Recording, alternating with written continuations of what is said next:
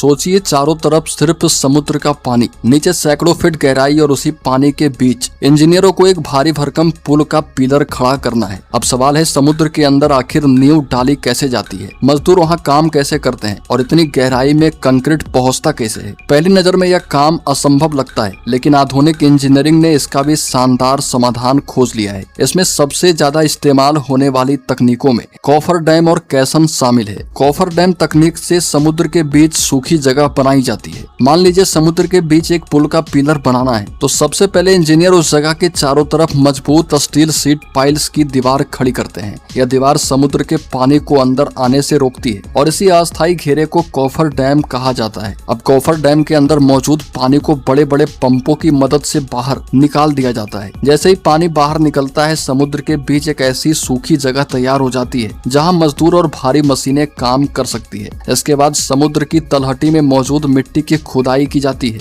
और गहरी नींव तैयार होती है। सरिया लगाया जाता है और फिर कंक्रीट डालकर पिलर बना दिया जाता है। पिलर तैयार होने के बाद कॉफर डैम की आवश्यकता खत्म हो जाती है और फिर इसे हटा दिया जाता है। लेकिन जब समुद्र बहुत गहरा हो तब क्या किया जाता है? तो दोस्तों, गहरे समुद्र में कैसन तकनीक काम आती है। अगर समुद्र की गहराई बहुत ज्यादा हो या पानी का दबाव बेहद अधिक हो तो कॉफर डैम बनाना मुश्किल हो सकता है। ऐसी स्थिति में इंजीनियर कैसन तकनीक का इस्तेमाल कर सकते हैं। कैसन एक विशाल, मजबूत और खोखला ढांचा होता है। इसे पहले जमीन या किसी निर्माण स्थल पर तैयार करके रखा जाता है और फिर विशेष क्रेन या जहाजों की मदद से समुद्र में तय जगह पर उतार दिया जाता है। इसके बाद कैसन के अंदर से मिट्टी और तलछट को हटाया जाता है। जैसे जैसे नीचे की मिट्टी हटती जाती है, कैसन अपने वजन और निर्माण प्रक्रिया के कारण समुद्र की तलहटी में और गहराई तक पहुंचता जाता है। जब कैसन सही गहराई तक पहुंच जाता है तो इसके अंदर कंक्रीट और स्टील यानी सरिया भर दिया जाता है और फिर यही विशाल ढांचा पुल की अस्थायी नींव का हिस्सा बन जाता है।